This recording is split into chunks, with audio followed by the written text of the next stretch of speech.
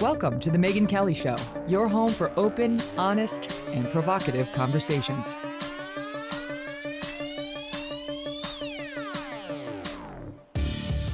Hey everyone, I'm Megyn Kelly. Welcome to the Megyn Kelly Show. Today, we are taking an in-depth look at the Biden administration's effort to criminalize ticked-off parents who are refusing to remain silent over the direction of their children's education. It's crazy what's happening. It's crazy now.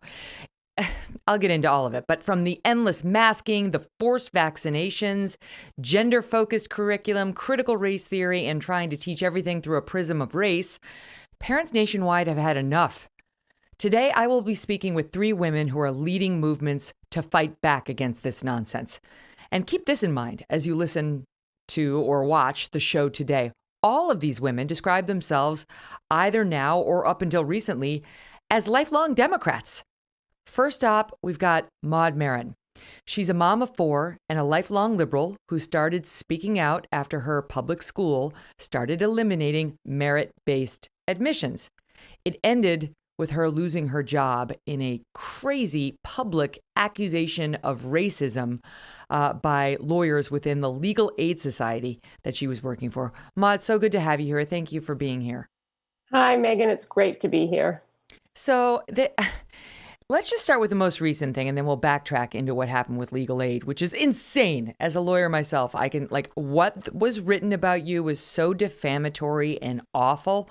But let's not start there. Let's start with your more recent op-ed speaking out against what has happened with our Department of Justice. And just for those who may not be as up to speed on it as you are, can you explain how Merrick Garland and the DOJ and the FBI got to the point of seriously now taking a look at cracking down on parents like you, me, and our other guests today as potential domestic terrorists? Right. It sounds crazy because it is crazy, right? It's really, the language is over the top.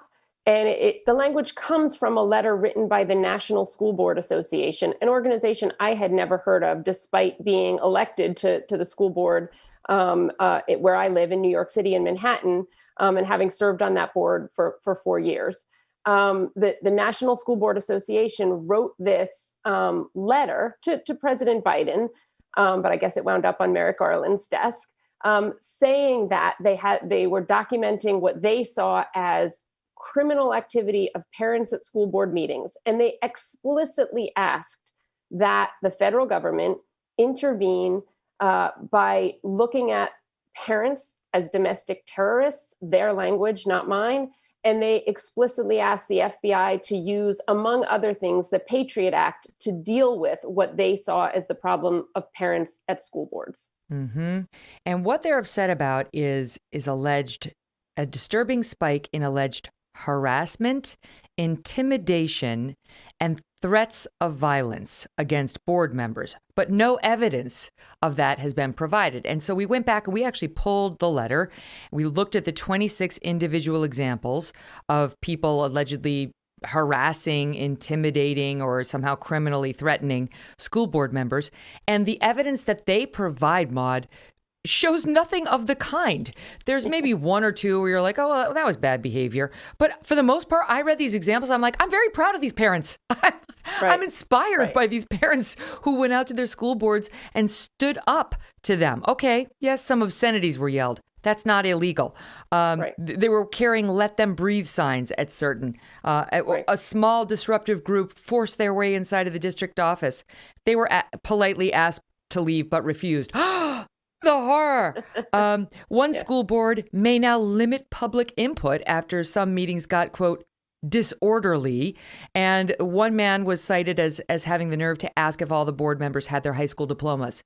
Okay, I'm waiting to feel the outrage. I'm waiting for it to kick in. Here's another one. Grand Ledge School Board goes into recess due to public disruption. Board meeting had to go into recess twice. Once because someone went over their 3-minute time limit. This is their evidence to get the DOJ involved.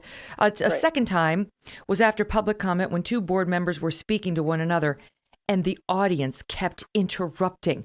So annoying.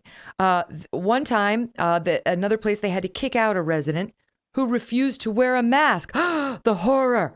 They started comparing the mask mandate to Nazis. Oh, sure. That's cause for the FBI to now get involved. Right. That's sort of loose talk. I mean, you hear that everywhere. It goes on and on. I can't believe that the DOJ took a look at this and said, we're in. Right.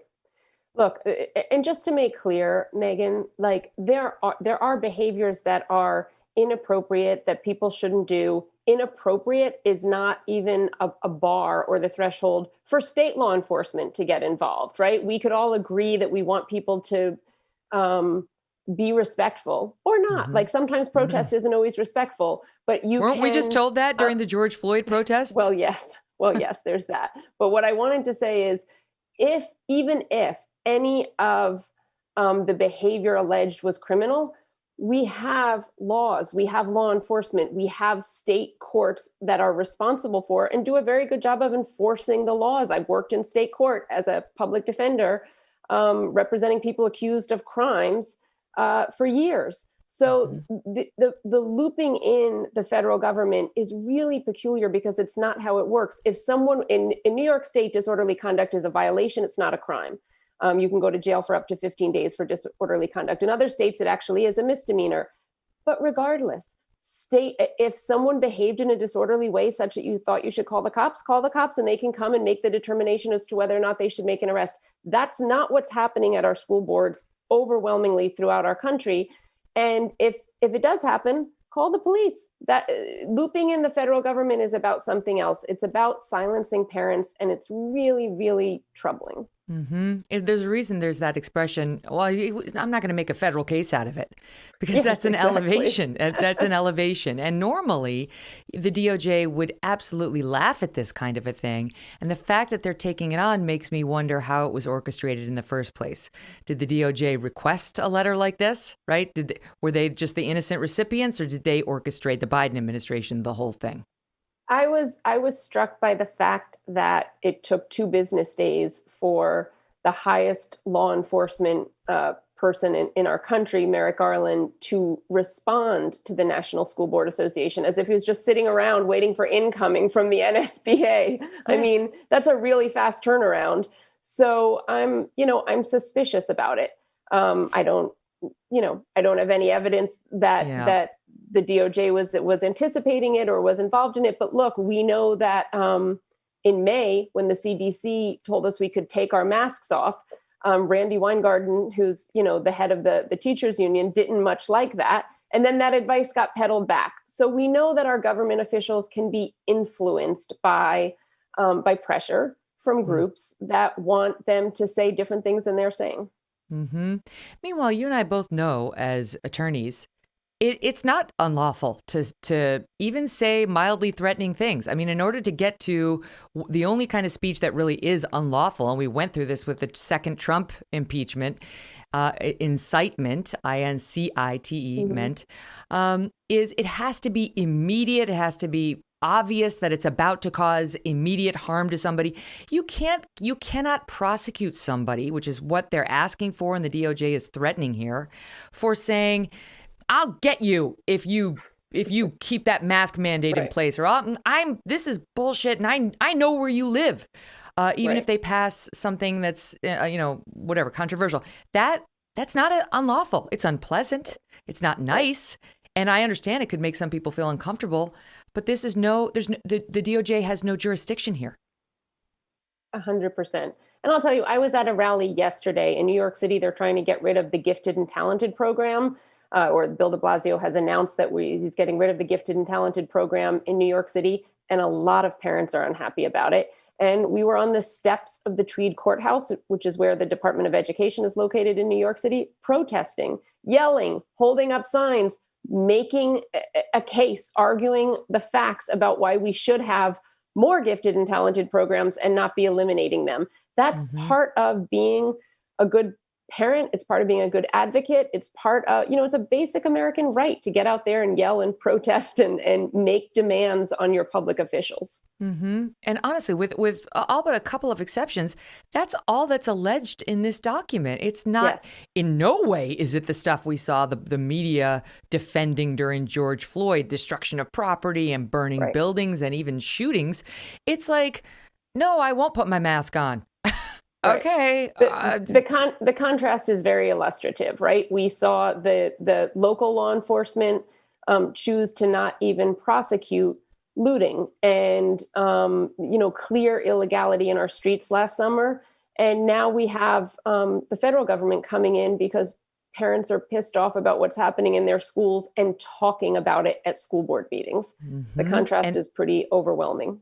The other thing is, in this letter complaining to the DOJ, which the DOJ now accepts, they claim on the subject of critical race theory, disingenuously, quote, this propaganda being pushed by parents who need Merrick Garland to police their speech, this propaganda continues despite the fact that critical race theory is not taught in public schools and remains a complex law school and graduate school subject well beyond the scope of a K through 12 class.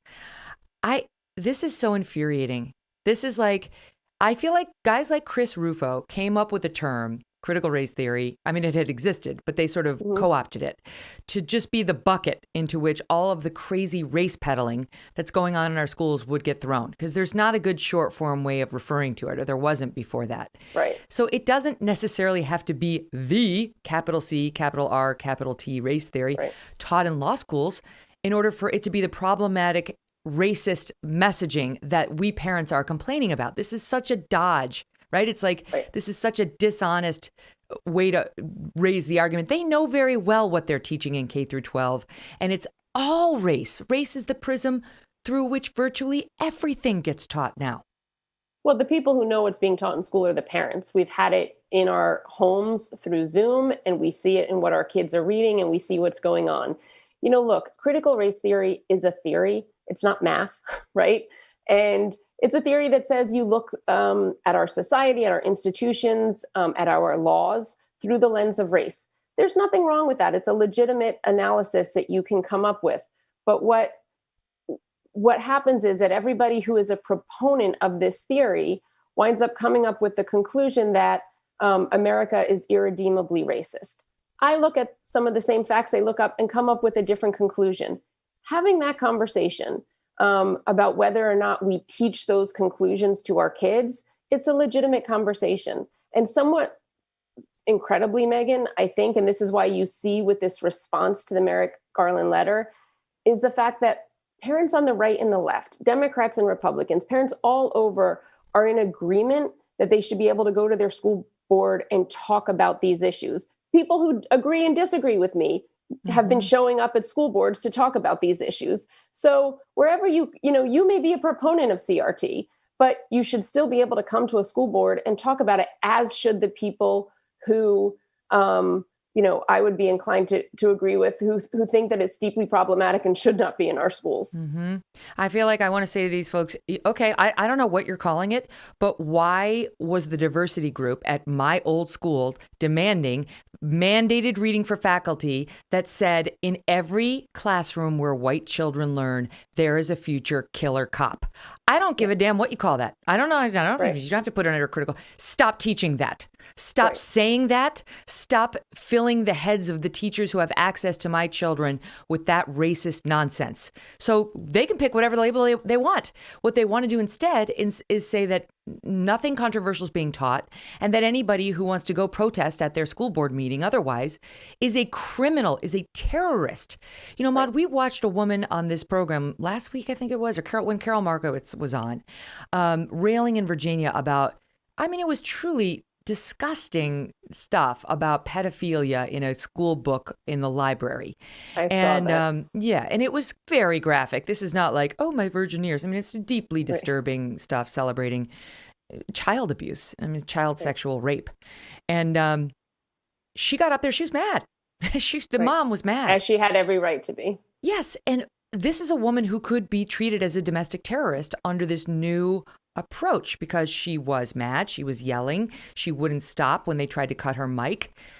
And that's by design. They want people like her to be quiet. Right. I mean, I think that's what's happening is that we see an impulse to silence parents, right? And the letter's very effective in that way. With someone who had wanted to go to their school board and speak up says, wait a second, they're calling parents domestic terrorists. There are plenty of parents who are going to think twice before they sign up to go and speak.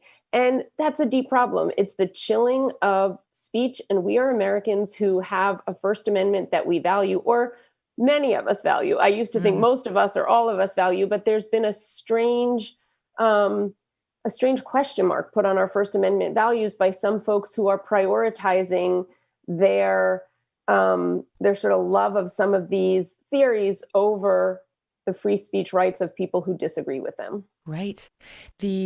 Let's just spend a minute on the scared parents, because I think a lot of folks outside of these very blue cities might be like, what do you mean? Why are you afraid? This is nonsense. You got to go in and fight against that stuff. It's racist. You know, if it were racist against Black people, you'd have no problem going in there and fighting it. And just racist against white people, it's equally bad. Go in there and fight. But the truth is, it's really scary, because especially in the blue cities, you're talking about, I don't want to lose my job if I'm on the nightly news in a clip saying, quote, the wrong thing. I don't want my spouse to lose their job. I don't want my kid to have it held against him or her. It's complicated, and I feel like they know it. That's why they're doing this. I know something about losing a job because you said words that weren't approved by ideologues, right? Yeah. I had that happen to me, and it came out of literally my advocacy on a school board. I ran for my school board. I got elected. I wound up running for the president of the school board, and I became the president of my school board. And some people liked what I have to say, and some people didn't. That's to be expected. That's normal. But the people who didn't like what I had to say, didn't agree with me, really waged a campaign against me.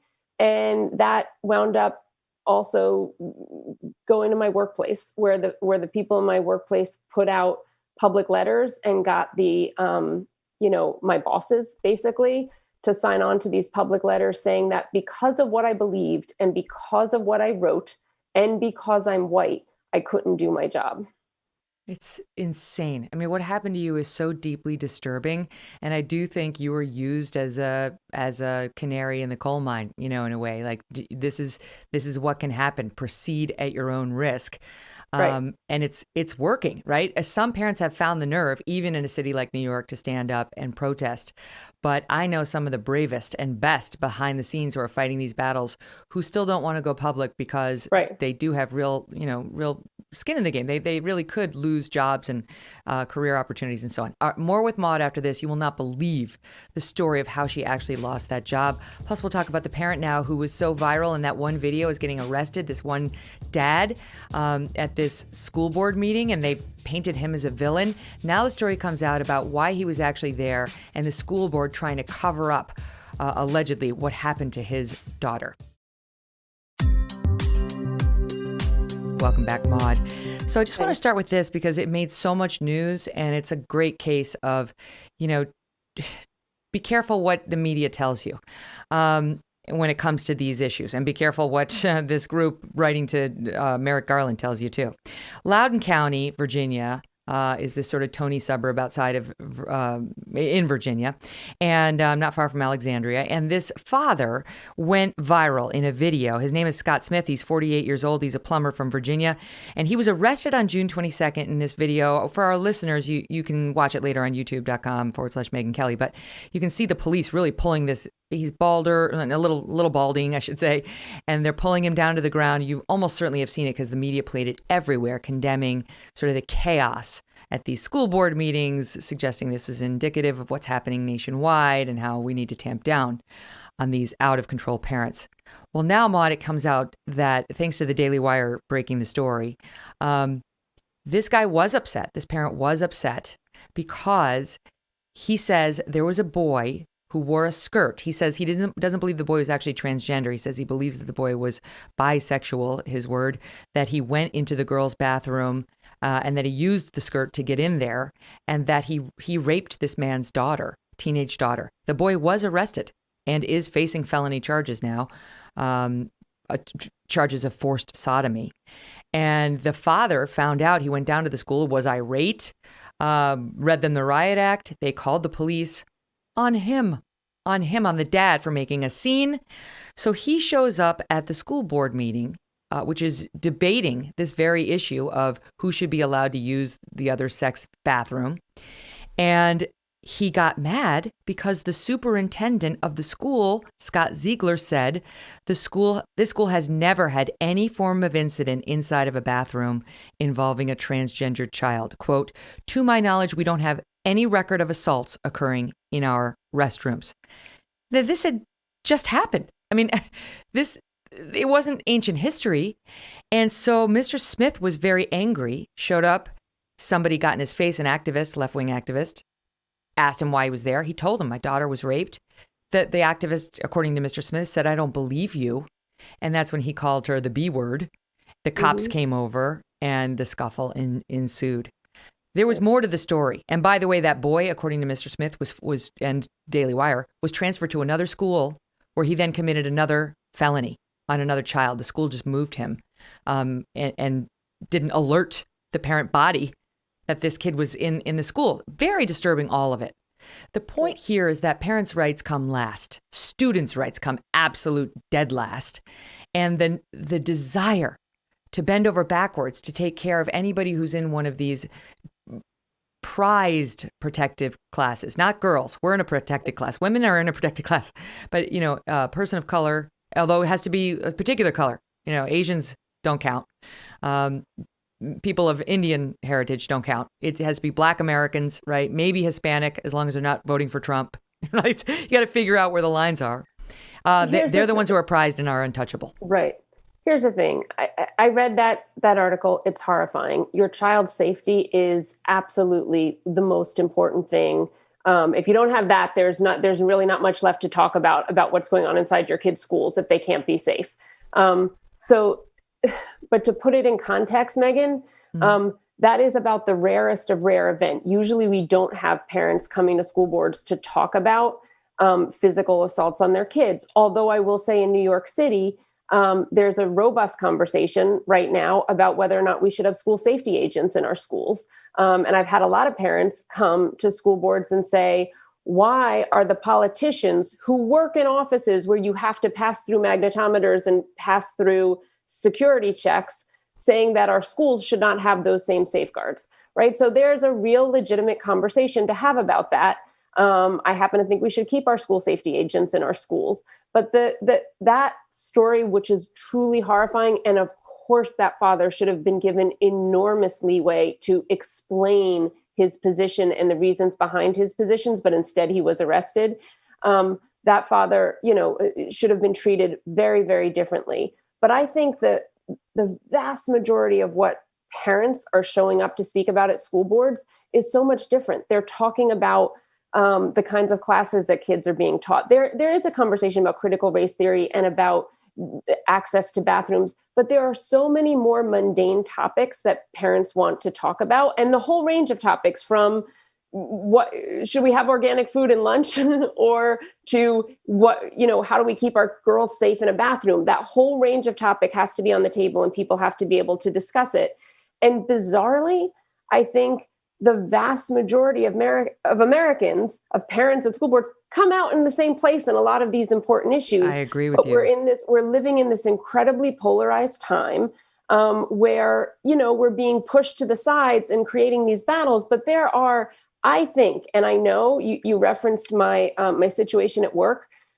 Barry Weiss wrote a piece on her Substack, which I would recommend to anybody to follow. Me too. And interviewed me on her podcast about what happened to me at work. And in response to that, I got an incredible number of emails from parents, and they said things like, I don't think we agree on this, or some of them said, I'm far to the left of you, and some of them said, I'm far to the right of you. But they were almost to a parent. I got the nasty emails too, but to the reasonable people who were trying to engage in a conversation, they said, we may not agree on everything, but what happened to you shouldn't happen. You should be able to write an op-ed about your kid's school and show up at work the next day and work alongside your colleagues, some of whom agreed with your op-ed and some of whom didn't, because that's what freedom of speech means. And so the Merrick Garland letter horrifies me so much, and I wrote about it also on Barry Weiss's Substack. It horrifies me so much because I know there are parents who will be quiet, who will not speak up, and who will not come to their school board because of that letter. And that's wrong, and it shouldn't happen, and the administration should take steps to fix it. Mm-hmm. I couldn't agree more. And frankly, I couldn't relate more. I mean, I understand what it's like to say, well, this is how I see it. And then the next thing you know, the next morning, your whole life is imploded and everyone's calling you a racist. Right. Boy, oh boy. First of all, when you go to work for legal aid, I'm a lawyer. I went to work for Jones Day. The bleeding hearts went to work for legal aid. The people who wanted to save the world, they knew they weren't going to make any money at all. You want to help poor, disadvantaged folks fight the system that's stacked against them. You can always make more money as a lawyer, than legal aid. That's the least money you could possibly make. So you went there for altruistic reasons, right? So that this wasn't about you. So good on you. We need 1 million more just like you. Boy, did they turn on you. And the group, the Black Attorneys of Legal Aid Caucus, what they wrote about you, Maud, was so defamatory and disgusting. I couldn't believe it. So you write this op-ed. Just set it up first before we get it. Like, what was your original op-ed? Your original sin in the eyes of this group was what in the op-ed? I wrote an op-ed, which was published in the New York Post, talking about an anti-bias training that I went to as the school board chair of my school district. And there were things that happened in it that I didn't like. You weren't allowed to speak. The rules of speaking where you had to give your race and the race of your children before you could speak. I think your opinion should be welcome in a setting, regardless of your race, and compelling people to engage in your idea. This is where you see critical race theory that the NSBA says is not being taught. This is where you see it in action in our schools and in our systems, because people who buy into critical race theory are going to say that this is a legitimate thing. I had a different opinion. I offered it. We should be able to listen to parents regardless of their skin color, and we shouldn't force people to only be heard as a representative of their race. I wrote about it. I said what I believe then, and I still believe it now. And some people at my job, the people who feel like they can speak up, disagreed with me and wrote insane accusations against me. And you're right, it was a caucus of my union. But then all the higher ups of legal aid, they retweeted that statement, they signed on to it, and they wrote their own statement, basically saying I was not capable or fit to do my job because of these opinions. So forgive me for making you relive part of this, but I want people to understand the assassination that took place. Just for you expressing what is a mainstream position, held by Republicans and Democrats alike when it comes to this sort of indoctrination and race obsession. The Black Attorneys of Legal Aid Caucus blasted your racist views after the op-ed, claiming you had no business working as a public defender. I'm just going to give a couple of highlights or lowlights. We now feel compelled to publicly respond to Maud and to denounce her as the racist that she is. Oh my God. She characterizes the idea of anti-racism as a benign sounding but chilling doctrine, quoting you. That Maud finds this to be chilling tells true racial advocates all they need to know. She's racist and wants the school system, which holds the honors of being the most segregated in America, to remain unequal. That's your secret purpose, according to them. And then they move on and say, Maud is a classic example. Listen to this. This is exactly how the game has been redefined. Classic example of what 21st century racism looks like. She does not parade around in the city in white sheets. She does not use racial slurs in discourse, at least not publicly. Times have changed. Overt racism is no longer publicly acceptable. The new racism of today is to pretend that racism is largely non-existent, confined to a few bad apples that utter statements clearly offensive to even the most ignorant among us. It is obvious to anyone with any sense of racial justice that Maud is racist, and openly so. She attacks efforts to end racism by claiming there is no racism. A lie. It's all lies. It's all misrepresentations of your position. Every single word of that is a lie. And then they end it with this. What makes this all the more sickening is that Maud is a public defender tasked with representing a constituency she clearly has no regard for. She's one of many charlatans who took this job not out of a desire to make a difference, but for purposes of self-imaging. This is what's sickening, Maud. This letter is a sickening, unfair character assassination, and I can only imagine how you felt when your employer, Legal Aid, then retweeted the letter. Right. The letter is horrifying, and it was so horrifying when I read it, and I was honestly shocked when my employers signed on to it by retweeting it. But I'll tell you something. If you take the time to read, it's a 4-page letter. It just goes on and on and on. But if you take the time to read it, the one thing after the initial shock of it that was really clear to me is they never engaged with the arguments I made. They never want to have an honest discussion about what I was talking about. I joined my school board not to make sure that any group of people of a skin color didn't have access to education. I joined my school board to improve education for all kids in our school system, because in New York City, it needs improving. There's a lot of problems with the New York City public school system. And I, like every other parent who sticks your head up and says, I'll speak up, I'll help, wanted to do good. I wanted to make our schools better. And I think I can sit with people who don't agree with me on the how we make them better, and talk about the fact that we need to make them better. We need to make improvements. And if you can't do that without the character assassination, without labeling people, and without the constant accusation of racism, then you're not willing to come to the table in good faith. What happened in your personal life after this became public and you were under attack like this? Well, I'll say I was and still am running for city council. So people tell you to be quiet, to not lean into it, to not talk about it. And I understand that playbook, and I followed it to some extent in the beginning. But at the end of the day, remaining quiet is not my style. And I don't think it's good for people who have to fight back from this accusation. The other advice that people in my situation get a lot is to apologize. That was a non-starter for me. When I've done nothing wrong, I'm not apologizing. And I wish more people would do that, because you see people it feels like they're almost tricked into apologizing. Like if they apologize, it will go away. But it never goes away. It makes it worse. So I tried to stay really quiet. I tried to just focus on the issues that were in my city council race. But really, that took an entire year of me trying to focus on the race. And when, I didn't win my primary as a Democrat, I ran as a Democrat because I'm a lifelong Democrat. And now I am running in the general election as an independent.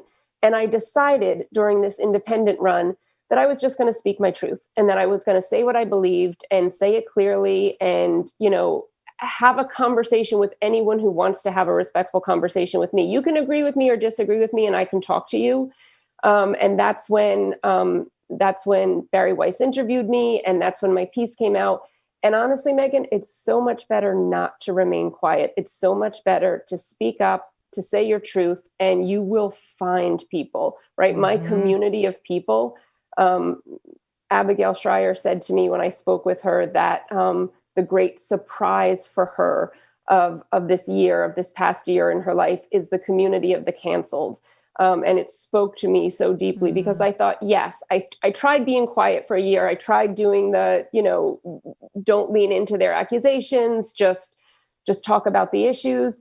But they kept coming. They kept showing up, and they kept attacking me, and they kept accusing me. And so now I think I'm going to say what I actually believe.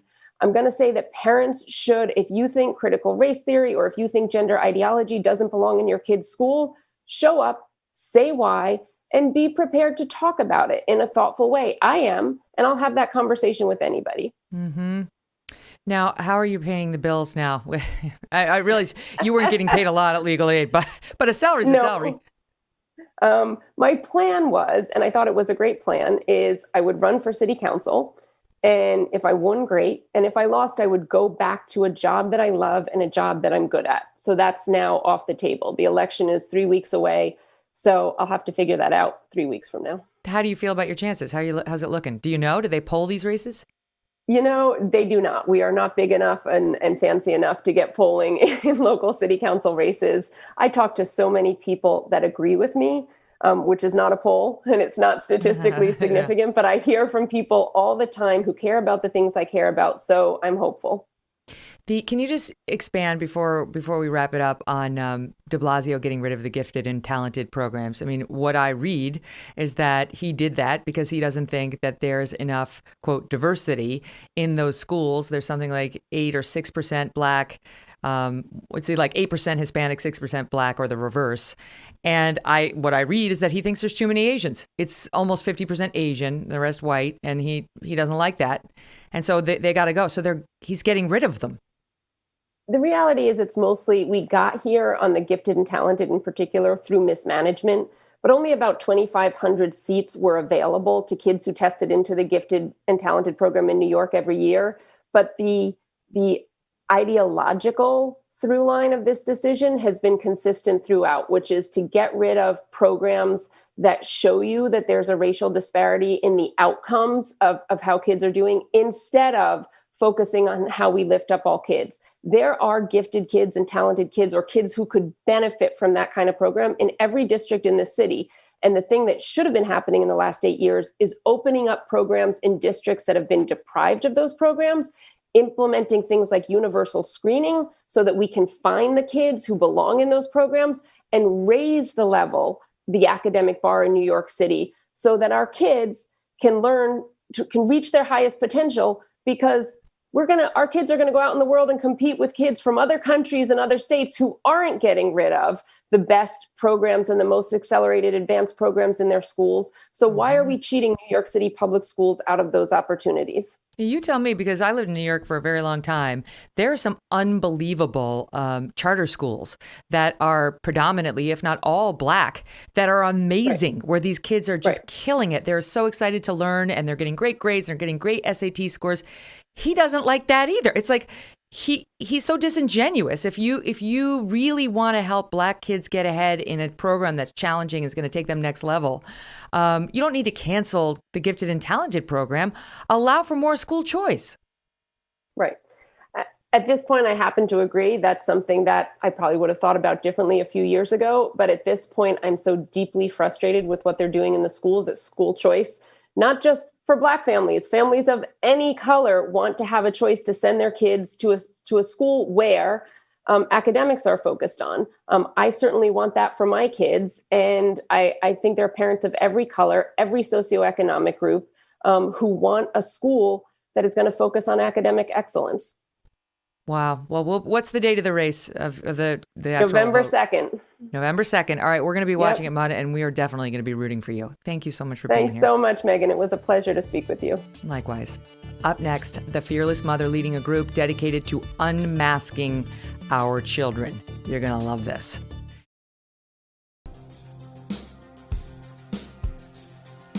Welcome back to the Megyn Kelly Show, everyone. Joining me now is Natalya Murakhver, a concerned New York City parent who previously sued the New York City school system over their reopening after COVID, wanting them to reopen after COVID, and has now launched a new campaign called, quote, Mask Like a Kid, a group of parents dedicated to unmasking our children in the name of sanity and science.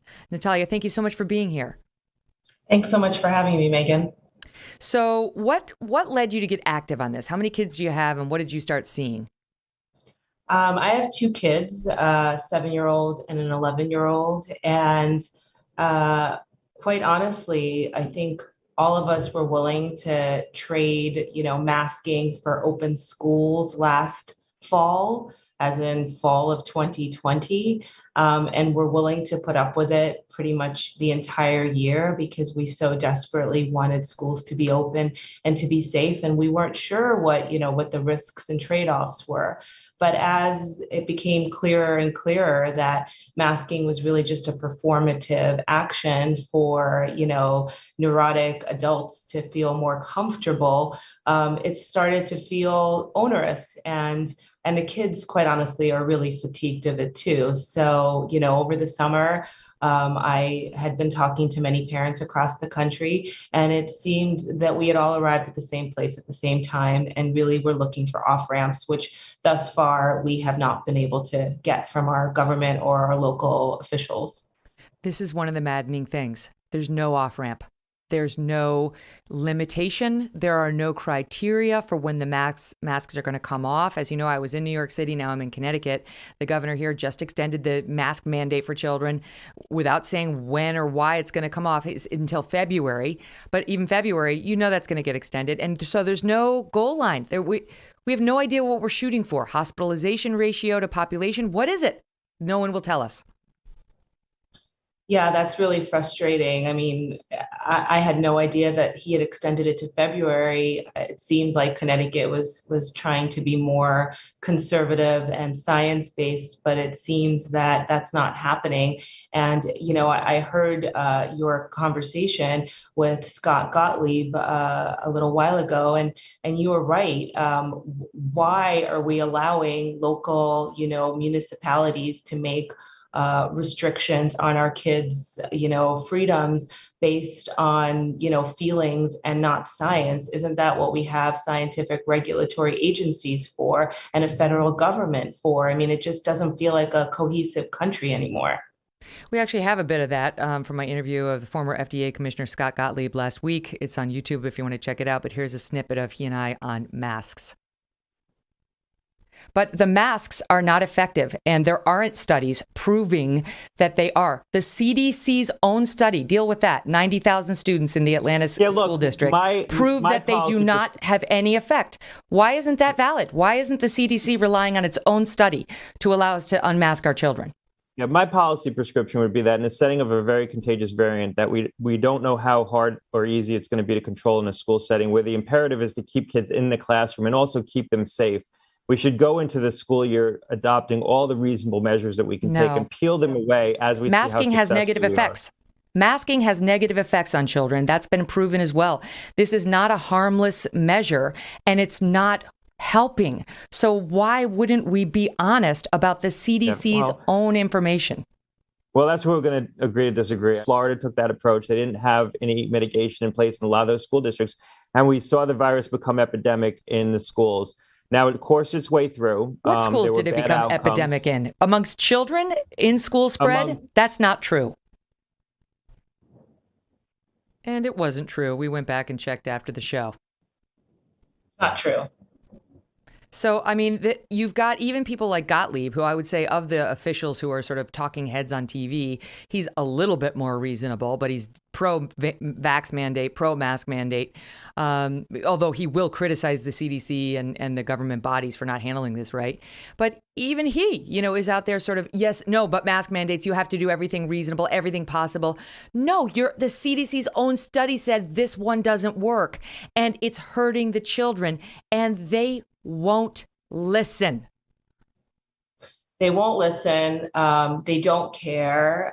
You keep hearing how resilient kids are. And every time I hear that, I think about the kids in the Romanian orphanage, the orphanages in the 90s, and how they were deprived of human contact and human, affection. And we have a much bigger sample size now in this country uniquely. My husband's from England. They have never masked young children. Even my high school niece and nephew went to school without masks all of last year, with the exception of 6 weeks when Delta was surging. And Scott Gottlieb is lying, because actually he can just look across the pond and see, Denmark, Tracy Hogue, who's done all the research on distancing and circulation, and the CDC has relied on her research, has said that this is not how the virus spread. The kids are largely immune. The kids should be allowed to resume normalcy. but Scott Gottlieb knows.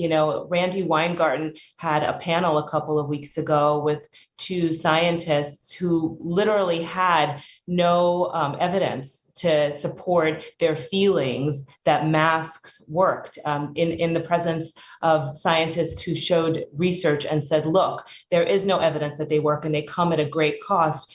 The feelings seem to be, it's like a mania. It's like captivated this country. And I get it. Masks have a feeling, they're sensorial. Like our intuition says that if we have something on our face, it must be doing something. But actually what it's doing is socially isolating the kids who need the interconnectedness more than anyone. And I've also been reading a lot of research about just the amount of bacteria growing on the inside and the outside of masks, and also like some eye disorders that can be exacerbated and other issues. But we seem to have just this one like singular focus, like put the masks on, masks up, or you're a bad person, or you're a bad kid, you're a bad student, you're gonna get punished.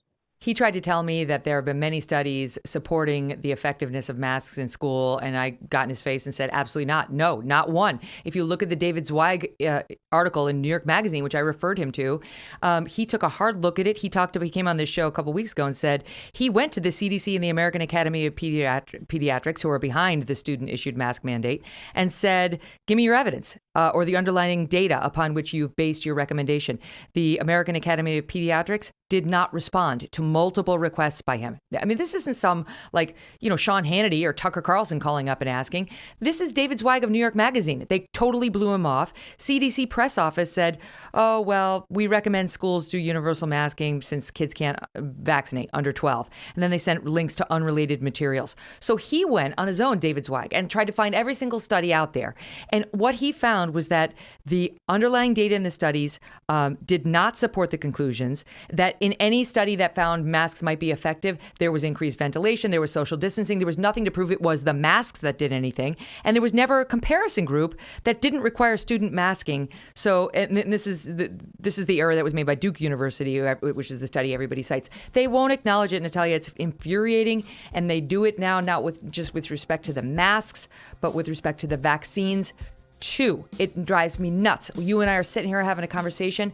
Your kids and mine are sitting in school all day for 8, 9, 10 hours with their faces muzzled. And so are the kids of everybody listening to this program, unless you're in places like Florida or Texas. All right, we're going to pick it up right there. We've got more with Natalya after this. And up next, a 16-year-old Wyoming high school student forces her school into lockdown. She didn't force them. They decided to put the school into lockdown, and they arrested her because she refused to wear a mask. That's the insanity we're up against.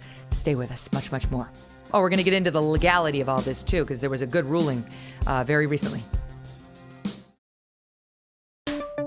Natalya, it's just a word on the harms of masks.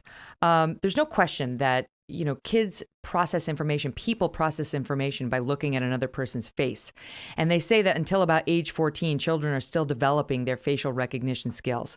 Moreover, you point out the thing about the bacteria. There was something on MedPage today talking about how there is a risk of bacteria spreading to your eyes from the inside and outside of your mask. They did a study that found that face masks became seeded almost instantaneously with oral and nasopharyngeal bacteria.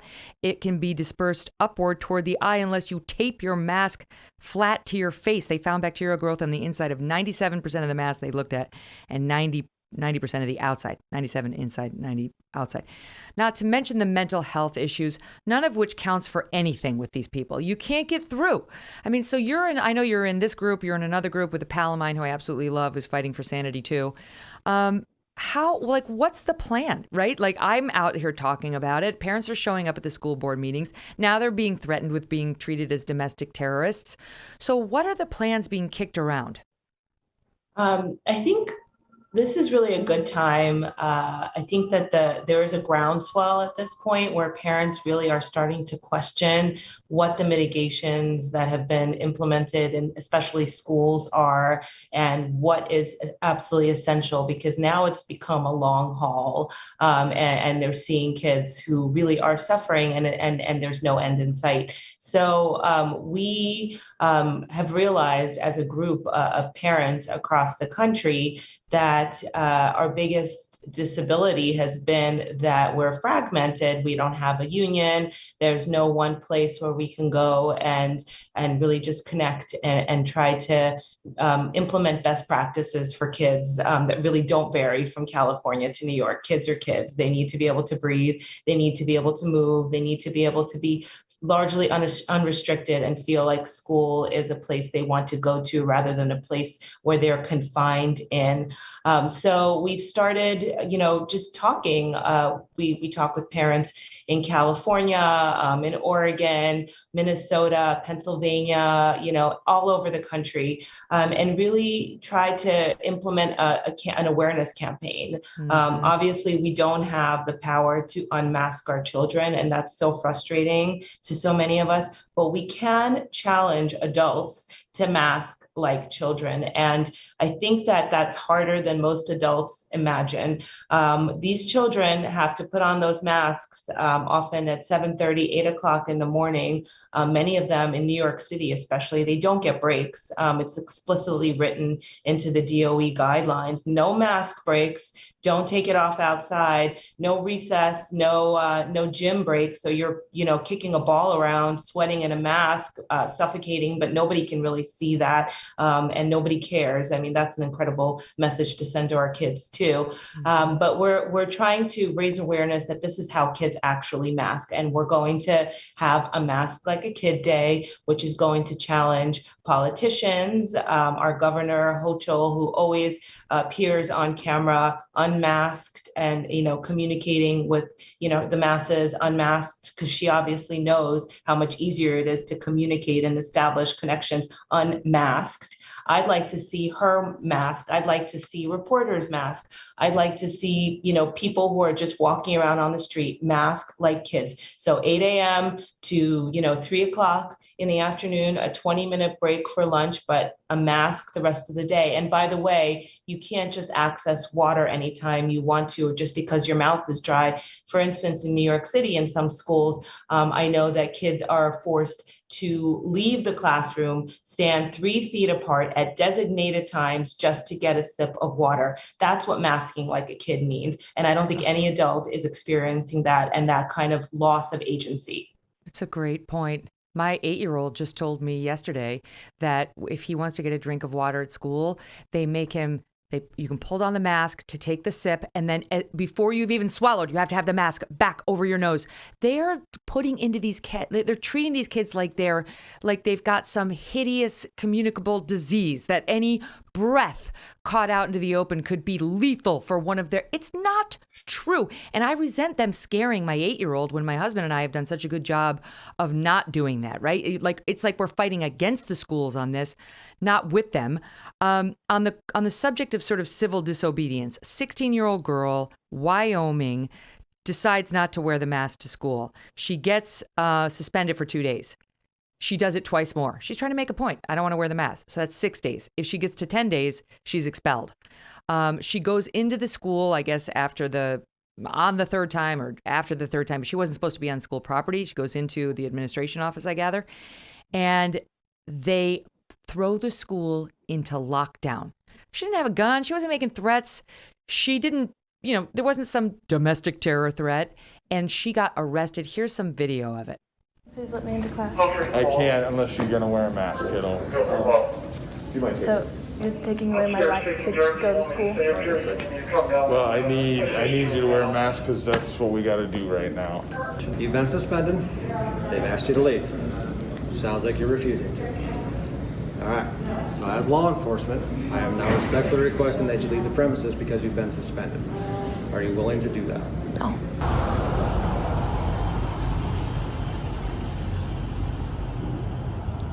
You ought to be ashamed. All for a face mask? It's despicable.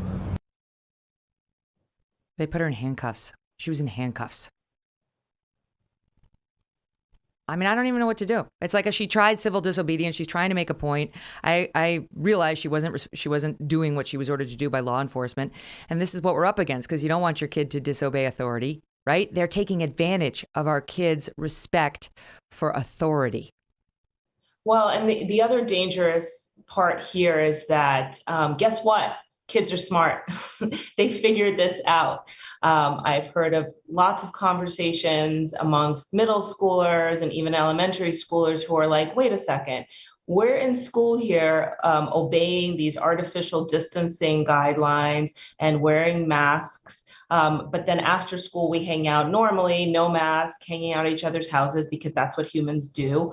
And nothing's happening. We're still alive. We're not sick. Like, what are these rules? Like, why are we required to follow one set of rules inside a school building? They don't make sense. We were taught to question. We know about science. This doesn't seem to be right. But then, nothing's happening. And I'm hearing more and more anecdotally conversations that are happening amongst, young people about this. And I don't think this girl will be the only one, because kids really have a sense of justice and injustice, and they need to live in a just world, but that's not what we are setting up for them. But let's make a point of saying, in this country, this is not happening in Europe. Okay, in Europe, they have been sane. Is it Alec McGillis? Sorry, it's just written an article, a really brilliant article in the New York Times, talking about nuance and how important it is. If you're going to apply a mitigation like masking, that it's done with science and it's not a blunt instrument. It's done with precision. And in Germany, where he has been, people use masks discreetly on the, in crowded subways or buses or trains, and they take them off when they go outside, because there is almost no risk to people, to kids, adults, or any age outside. So if you apply it like a blunt instrument, this is the result you're going to get. If you use it with discretion and with sense and with science and evidence behind you, people might actually comply, including kids, like we did last year. Mm-hmm. It's been 18 months now. It's long enough. They can't keep going like this. And back to the original point, there is no end date. There's no metric. They just keep moving the goalposts. And while, people like you, people like me, maybe trying to talk sense to our kids at home, we're up against teachers like this guy in Oregon who are pushing masks, pushing vaccinations on kids. And the kids know very well they're going to lose real things in their lives that are important to them if they don't go along with their teacher's authority. Here's a soundbite from the teacher high school in Oregon on vaccines. The only thing that's going to get us out of this mess is for us to get to that herd immunity level of vaccination, which is between 80 and 85% of the population vaccinated. Last time I checked in Clackamas County, we had about 66% of people vaccinated. So it's still pretty far from herd immunity. So if you want to be able to go to concerts and not have to wear a mask, be able to come to school and not have to wear a mask, be able to go to the emergency room if you need help, and be able to actually be seen in a reasonable time, you've got to get vaccinated. It is an option for you because you are healthy and able to. Please get vaccinated, and please tell the people around you to get vaccinated. We are literally going to keep being in this big fat mess with you until we get to that 85%. Who is she to tell the children what they need to do when it comes to their medical choices? Yeah, I mean, parents, are being completely eliminated from this equation. And, what an awful position to put kids into. And also, much of what she says is not true. Right. So, this is like the boy who cried wolf. Like, what happens when we actually do have a Spanish flu where kids are affected, or something that really disproportionately targets the youth? Like, what will they do when they've realized that the regulatory agencies actually never told them the truth, and that the federal and local officials lied to them? How will we get them to comply when we're actually telling them the truth? I think that's really a scary scenario. The media is so derelict in its duty on this whole story. So I can't watch the mainstream media doing interviews of officials like Fauci because it's a farce. I mean, it's a joke. They don't ask the tough questions. That's why it was so exciting to have Scott Gottlieb here, who I did press. And one of the things we got into it over was the vaccines, and in particular, the vaccine mandate out in LA, the LA school district for some 600,000 children. And he was trying to say earlier, like, oh, there should be flexibility. Parents should be allowed to do 1 dose of the vaccine with their kids or a lower dose. And I was like, oh, I love your utopia, but the reality is those kids can't do that. That's not what the vaccine mandate there or in my school says. Parents don't have that delightful choice of like scaling it or waiting in between the 2 doses or any of that stuff. Here's part of that exchange for those who missed it. You said you could potentially wait for the lower dose vaccine to be available. No, they can't. They've got to do it. You said if your child has already had COVID, 1 dose may be sufficient. That's not true. So there's different approaches that you can take in consultation with your pediatrician to try to address theoretical. Whatever concerns you may have. I appreciate you talking sense. It is too, because the parents in LA do not have that choice. They've got to stick a vaccine in their 70-pound 12-year-old that's the same as they put in their 200-pound husband. Right. You're talking about one city in one part of the country. By the time that this one is actually incorporated into the vaccine schedule, it's going to be a long way off. California moved quickly here. I wouldn't expect many other parts of the country to mandate vaccinations. It's happening right now. I'm telling you right now, it's happening in private schools and across the country. It's happening in my own private school right now. And by the way, you mentioned the flu. They don't mandate the flu vaccine, and that did kill more kids last year than COVID. Oh, a lot of school districts do mandate the flu vaccine, actually. It's not a nationwide thing, and it's not a school district-wide thing, and the flu vaccine's been around for a lot longer. So what's your point? He knew very well what my point was. It's not true. There's not some pressure to get a mandate, to have flu vaccine mandates. That's a lie. It's a dodge. And the COVID vaccine is far more controversial than the flu vaccine. And the flu vaccine was more deadly to children last year than the COVID virus was. Can I just ask you, though, because the nonsense of, well, it's just LA, and they acted a little bit rashly. That's not true. It's spreading. And not only is it spreading, but there's this great there's a woman on Twitter who I follow, who I love. I think it's New York City Angry Mom. She's well worth your follow.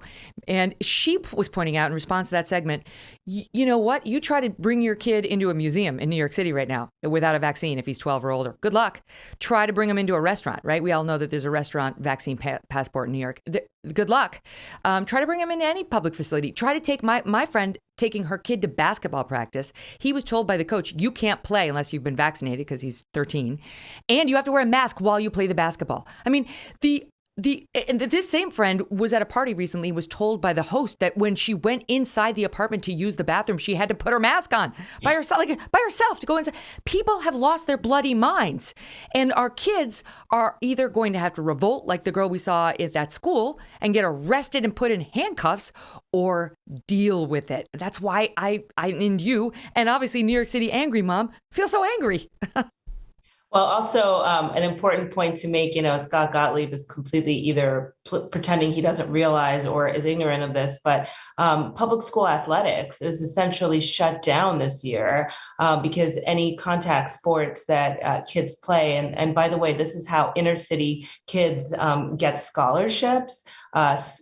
Coaches come and scout them, and then they get scholarships to fantastic universities, girls with track and field. But any kids who are playing in the public school athletics and are not vaccinated can't play contact sports. Also, no spectators on the field, no parents at games, no coaches. This is only public schools, by the way. If you're at a Catholic school, it's totally fine. So those kids can get scouted. Private schools have different rules. So we have like all these different little fiefdoms and no real cohesive approach. Like, this is not about health. It's clearly about politics, and it's not about equity or giving kids an opportunity to rise up, because really the people who are being most affected are the people without means, for whom like sports and athletics and, the library that was shut for over a year, even though it was perfectly safe to be back. I mean, these are the people who are being hurt the most. And that's why we can't stay silent. And we don't advocate just for our own children. I always say, even if I lived in an ivory tower and my kids went to the most, gilded private schools in the country, eventually they'd have to walk the streets and encounter, their village. Like, if you don't preserve your village and if you don't heal the world around you, what are you doing? Where are you living? And who are your people? Mm-hmm. And you heard that teacher talking about how we need to get the vaccination rates up community wide. Well, there's no mandate for the seniors, right? The seniors can do what they want, right? Like the grownups can do whatever the hell they want. But my 12-year-old and soon my 8-year-old, they're going to be forced to take this experimental medicine because the schools got them, because the school mandates that they get an education. The school mandates that they stick this needle in their arm. And when the science comes back saying, well, there's some risks, maybe it should be between me and my doctor, you just get teachers like that who are ideologues saying, I don't care. We need to get the numbers up.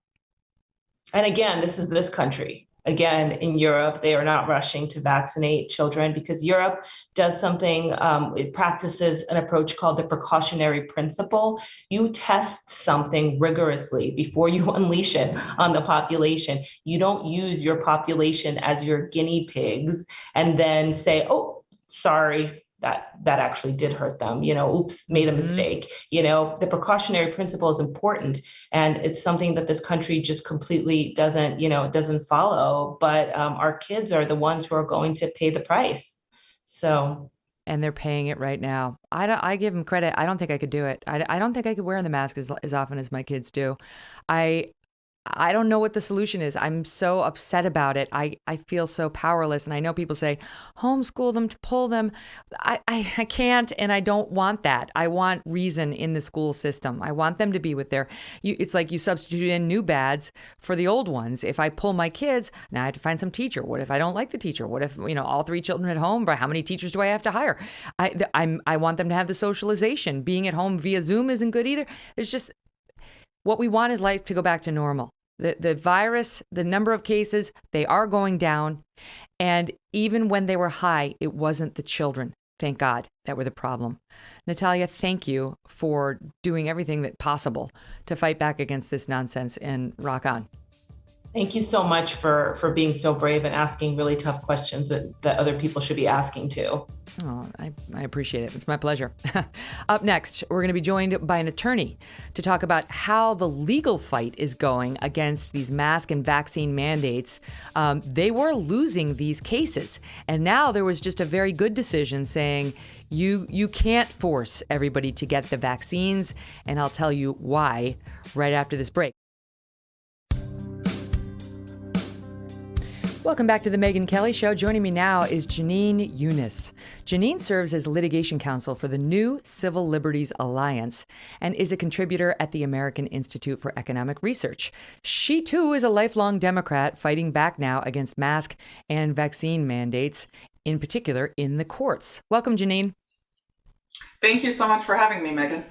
It's like all my friends in New York. They're all Democrats who are now like, because you're still stuck in true democratic principles, which is small L liberalism and liberal values. And much of the party has moved on to some weird place I don't understand or am familiar with. Yeah, I agree. They've moved into some sort of strange authoritarian fascist territory. I can't quite put my finger on it, but it's really manifested over the COVID policies over the last 18 months. Mm-hmm. So tell me about this group that you're working with to file these lawsuits. Is this like a new ACLU or what is this? Yeah, they're sort of the new ACLU. They're nonpartisan, non-political. So there are people from sort of all walks of life here. Their main purpose is to fight against the administrative state, abuses of administrative power, which often take sort of the legislative process. Administrative agencies have become very powerful and have taken over what should be a lot of legislative authority. So we're trying to make sure that every American has all, their rights to due process, et cetera, not infringed upon by the administrative state. So you filed how many lawsuits so far? 2? I filed 2 lawsuits against vaccine mandates specifically. So one against GMU on behalf of a professor there, and another one against MSU on behalf of an employee. George Mason University and what? And, what was the other one? Michigan State University. Sorry. So these are both state universities, and so they're therefore subject to constitutional strictures. The arguments that we made wouldn't necessarily work against private universities. Mm-hmm. And we filed these on behalf of employees with natural immunity because we think that's the sort of strongest argument. It's so hard to show that there's any compelling government interest in forcing these people to get the vaccine. Unfortunately, we just lost a preliminary injunction last week in the Michigan case. I saw that. Can you just speak to this 1905 Supreme Court precedent, though? Because this is what everybody looks at. And even I, just cursorily looking at it early on in this, said, well, Supreme Court has said that you can force vaccinations in the school, setting, or not necessarily in the school setting, but they've said it's okay to force a vaccination. But there are real reasons to distinguish that case from what we're seeing right now. Absolutely. So Jacobson was a 1905 case, and that involved smallpox. A couple of differences. That was a town that was mandating the smallpox vaccine, but the penalty for not getting the vaccine was a $5 fine, which is about $140 today. That's very different here, where we're talking about, losing your job. In New York City, if you don't get the vaccine, you can't go anywhere because of their passport program. So those are a couple of differences. Smallpox is also a disease that kills around 30% of people infected, whereas COVID, we know that the death rate is much lower. And especially when it comes to mandating it for younger people, I think it's much more ethically questionable because this disease doesn't actually kill them at very high rates at all. Another difference is that in Jacobson, that was the product of a legislative process, whereas what we're seeing now is a lot of mandates that are coming from executive or from universities that aren't going through the same process. These aren't elected officials who are accountable to the public in the same way.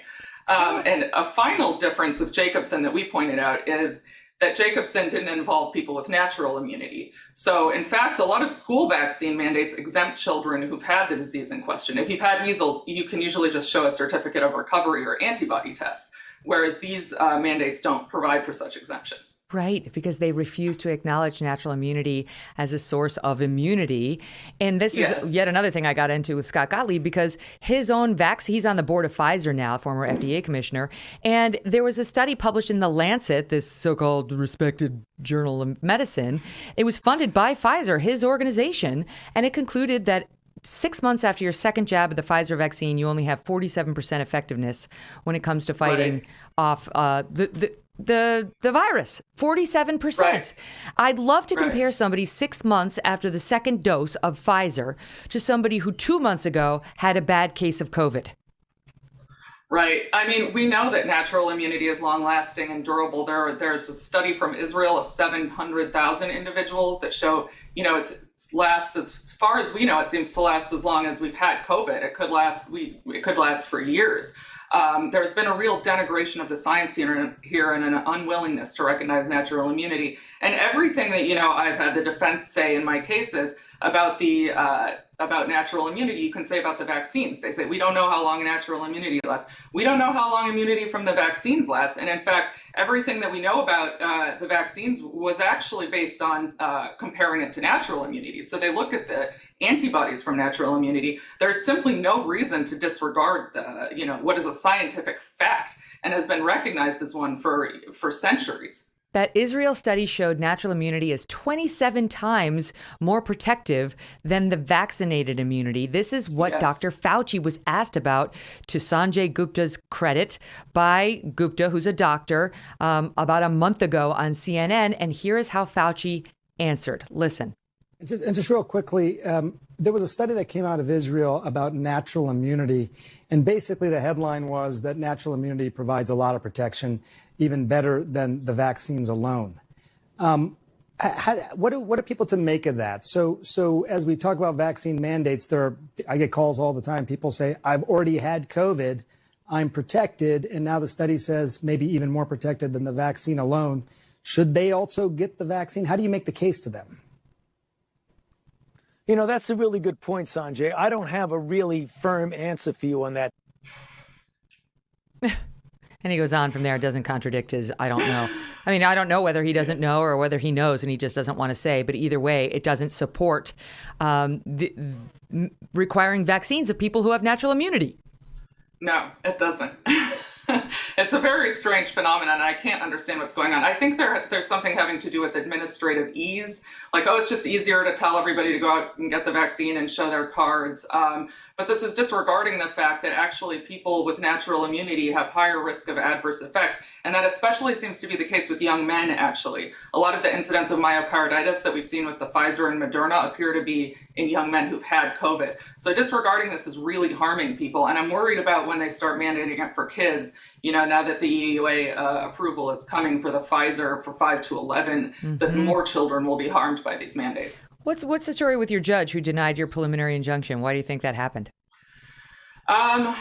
He really relied on Jacobson again, which I think is the wrong standard. I think there's a certain mentality in the country that's just, it would take a lot of courage to stand up and say, to be the first judge to say, strike this down on natural immunity grounds. The lawsuits that are winning in this arena are the ones based on religious exemptions. So there are actually a lot of victories there, but not with respect to sort of medical type exemption for natural immunity. It seemed to me that he was just deferring over and over again to, sort of the experts. The experts say this, the experts say that. And it's like, okay, the experts are people like Gottlieb who will not listen to reason. I think this is you. NCLA filed a class action. Is that you? Yeah, that's you. Yes, I'm just trying to get my notes straight. Okay, hold on a second. He says, let's see, Michigan State. I'm trying to find his actual ruling against the Michigan State employee. Paul Maloney, that's your judge, right? Yes, that's the judge. And says, okay, she brought the lawsuit, blah, blah, blah, recent antibodies. I can't find it, but basically, he says the MSU mandate is based on guidance from state and federal health agencies. Put plainly, even if there's vigorous ongoing discussion about the effectiveness of natural immunity, it is rational for MSU to rely on present federal and state guidance in creating its vaccine mandate. Well, what about Fauci? What about people who have no idea? We know that half these mandates, at least the ones for the kids, came because of Randy Weingarten and the teachers union. Like, none of that can be considered by these judges who have massive power over us now. Right. And, the CDC guidance, frankly, when you look at the link that these universities are citing to saying people who with natural immunity should get the vaccine, they're just citing, they're not really citing to rigorous scientific studies. And it's interesting because this guidance is not legally binding. So you can't actually go to court and challenge the CDC's guidance and say, this is arbitrary and capricious or not based on anything. But at the same time, all of these universities and institutions are relying on it. So they kind of have us in a catch-22 where we can't bring a legal challenge against it. But at the same time, everybody's relying on it and sort of treating it with the force of law. Yeah, where's the gold standard study saying that if you've had COVID, you're much more immune and better off if you still get the vaccine? Where's that? Because I've had a lot of doctors on. I've had doctors try to make the case like it could be this, it could be that, but I have yet to see the gold standard study that proves it. In fact, it appears to have come out the other way. But let's switch gears and talk about the religious exemption, because I do find this very interesting. I will tell you, in our school, we have vaccine mandate now for kids who are 16 and up, and for sure it's coming for the younger kids just as soon as it's no longer an emergency authorization. Once that gets a more permanent approval, it's going to come for the youngers too. The rationale on religious exemptions was, unless you sort of came into the school saying, I don't vaccinate my kids, I'm a Jehovah's Witness, I'm this, I'm that, then forget about trying it now. But I'll tell you, just today, right, I read in the New York Times this case that came out of the federal judge in New York saying New York health officials they must allow employers to grant religious exceptions to the vaccine mandate in this state. You have no choice but to allow employers to grant religious exemptions, because now it comes out, and of course the vaccine companies and the government's like, oh, we knew this all along, but we did not know this all along, that there is a question about the connection of these vaccines to stem cells and the way that they were tested, not what's in the vaccine. Everybody in science seems to agree you're not getting stem cells injected into you in this vaccine, but the vaccines were tested using a clone of stem cells. And for people like me, Catholics, this could definitely be a problem. Yeah. Yeah, well, and a lot of the religious exemptions are based on various religions. There was, for instance, a case out of Western Michigan University with the same judge, actually, and he granted their TRO on the same day and denied ours. And their religious exemption was, I believe they didn't even cite a specific religion. They just said their religion was that their body was their temple. So I think what we're seeing is that judges and institutions are being much more sensitive or concerned about religious exemptions or requests than they are about medical concerns, which is it's an interesting trend. And that's obviously because the First Amendment is implicated. Whereas what they're saying in our cases is there's no constitutional right to refuse a vaccine. That's what we saw. We were trying to argue that you have a constitutional right to bodily autonomy and to decline medical interventions under the 9th and 14th Amendment. And the court said, no, you don't have that right. You have the right, sorry, but vaccines don't infringe upon that right. Mm-hmm. So, they were basically saying your difference. client could just quit or, work someplace else. Yeah. It's not Yeah, saying like that's somebody another- can hold you down and force the vaccine into you. It's basically, well, you don't have to work there. You can go work someplace else. But I think this is actually very interesting because the religious exemption could potentially swallow the rule. If this is going to be upheld based on, your right to freely practice your religion, and I didn't realize it was as broad as that, what you just said, my body's my temple. Then this could be the way forward for people and you don't even have to prove that you've already had COVID. Right. Well, as a lawyer, I don't want to advise people to make things up, but I will say it seems that institutions are taking an expansive view of religion in a lot of these cases. So, well, let's be honest.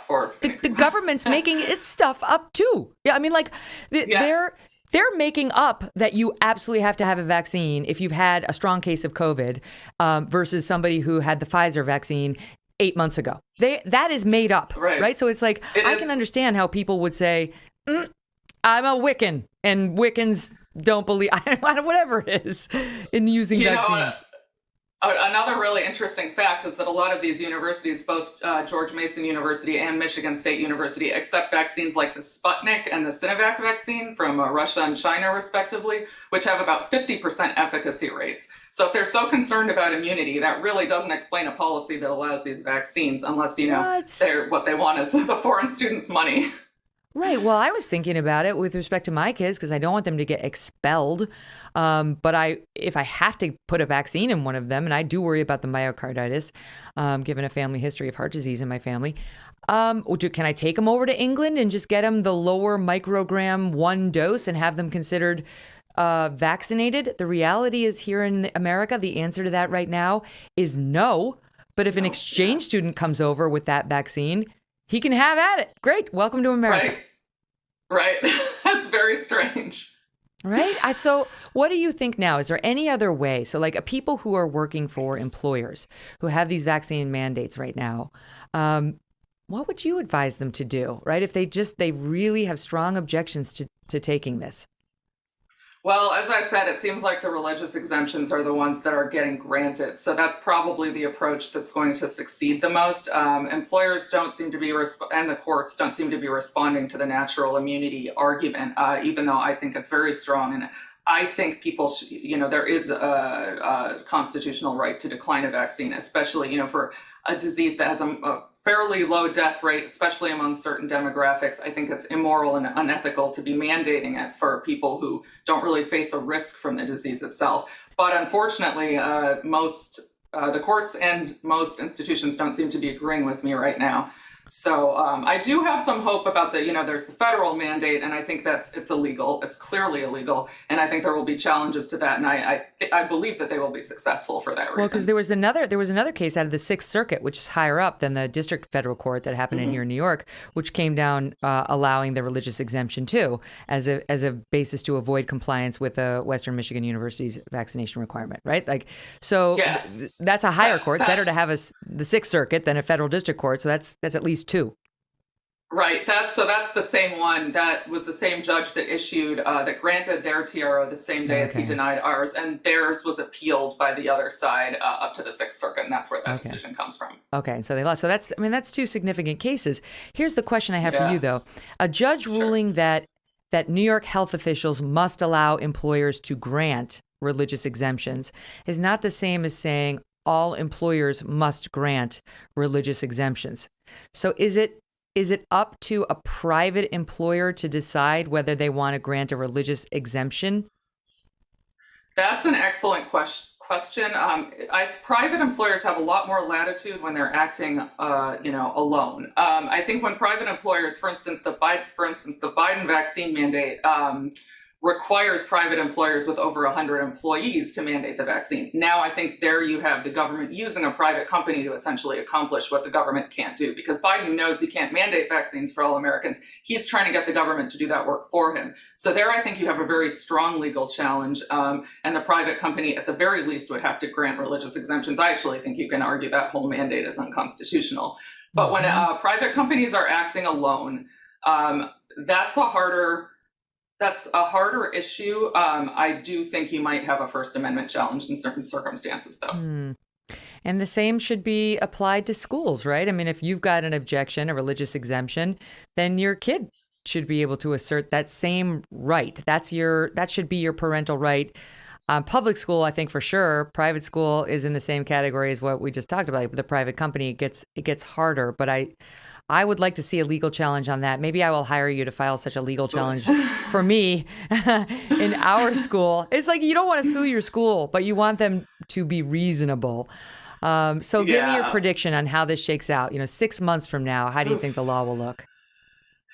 Oh, I don't know. That's hard to say. I think we're going to see, again, a lot of people seeking religious exemptions because they see that those are successful. So I suspect that in a lot of ways, these mandates, especially the federal one, are just a threat. They're trying to get people to do things. And then I think when they don't comply, they can't fire everybody. And there are, thousands, tens of thousands of people who aren't going to get this vaccine in order to keep their jobs.